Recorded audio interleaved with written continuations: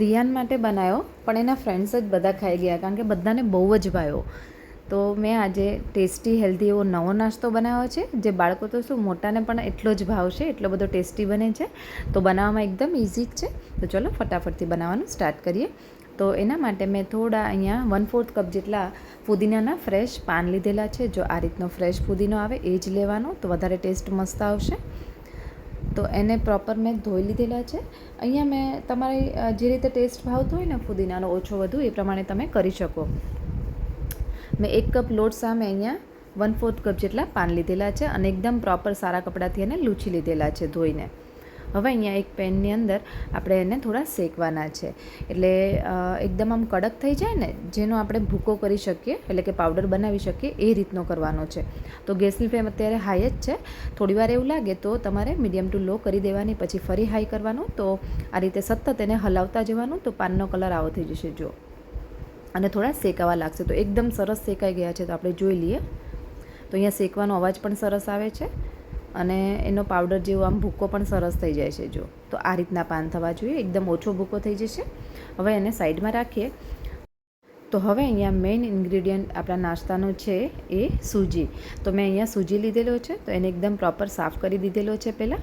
અને અહીંયા હું તમને વાટકાનું માપ કહું ને, તો 1 વાટકા જેટલો મેં લીધેલો છે. તો અહીંયા મેં મેંદો કે ઘઉંનો લોટ યુઝ નથી કર્યો. જો તમે નાખવા માગતા હોય તો તમે અડધો સૂજી, અડધો મેંદો અથવા તો અડધો ઘઉં એવી રીતે, મતલબ ઘઉંનો લોટ એ રીતે પણ તમે નાખી શકો. તો અહીંયા આપણે માપ પ્રમાણે જોઈએ તો 1 કપ જેટલો સૂજી લીધેલો છે. આ રીતના હું તમને માપથી દેખાડું છું, એટલે પ્રોપર તમને આઈડિયા આવે.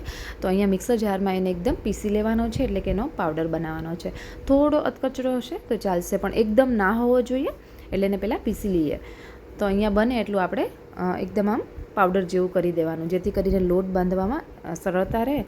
અને નાસ્તો આપણો ક્રિસ્પી તો બનશે જ, પણ લોટ એકદમ ભેગો થશે અને સરસ બંધાશે, એટલે એ રીતનું હોવું જોઈએ. તો જો આ રીતનું મેં પાવડર જેવું બનાવી લીધેલું છે, તો એને આપણે કાઢી લઈએ.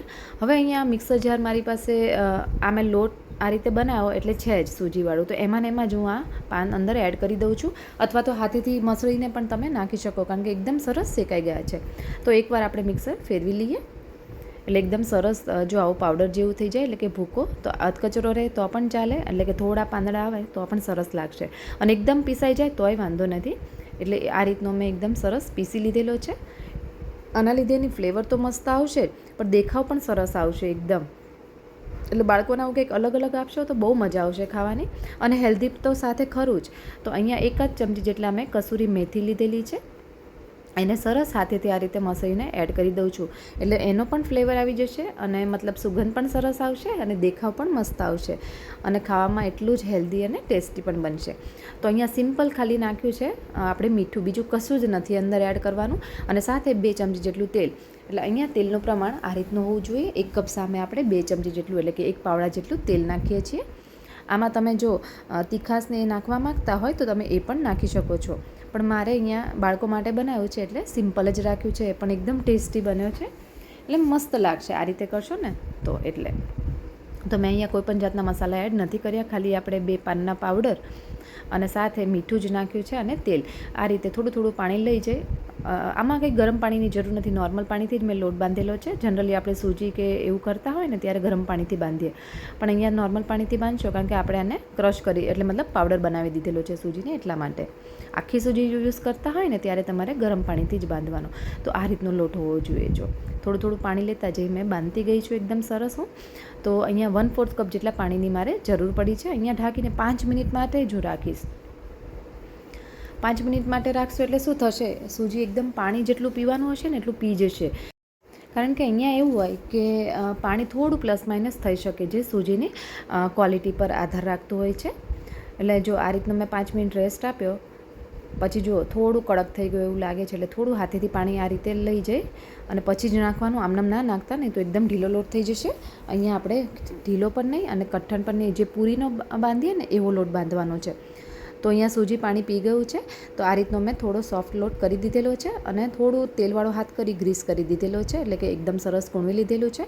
પછી 2 ભાગ કરી, એટલે કે 2 લુઆ કરી આ રીતે એને વણી દેવાનો છે, એકદમ મીડિયમ વણાય એવી. તો આ મોટો લુઓ છે એટલે આખી પાટલીની સાઇઝનું મેં વણી દીધેલો છે.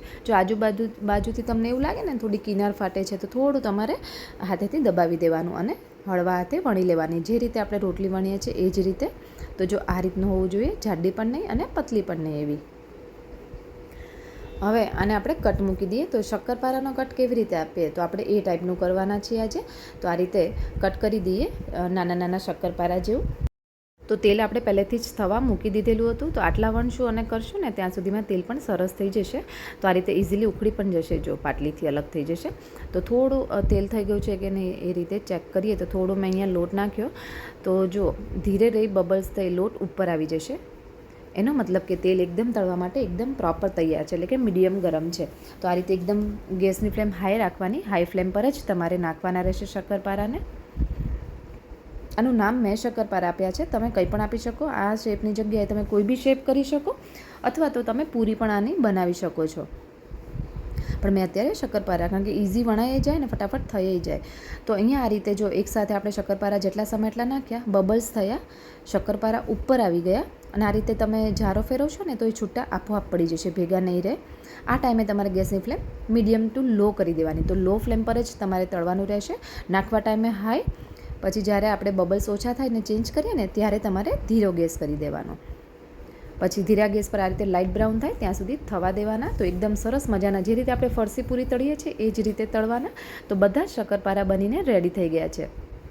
જોઈને જ ખાવાની ઈચ્છા થઈ જશે બાળકોને. અને હેલ્ધી બહુ જ છે. તો જરૂરથી આ રેસીપી ટ્રાય કરજો. બાળકોના ટિફિનમાં હોય, સાંજના નાસ્તામાં હોય કે નાની ભૂખ લાગે ગમે ત્યારે આપણે પણ ખાઈ શકાય અને બાળકોને પણ આપી શકાય. તો આ નાસ્તાનું નામ શું આપવું એ મને કમેન્ટ કરીને જરૂરથી કહેજો. તો આજની મારી મહેનત ને મારી રેસીપી તમને આવી નવા નાસ્તાની ગમી હોય તો વિડીયોને લાઇક, શેર અને ચેનલને સબસ્ક્રાઈબ જરૂરથી કરી દેજો. તો ચલો ફરી મળીએ એક નવી રેસીપી સાથે. Thank you.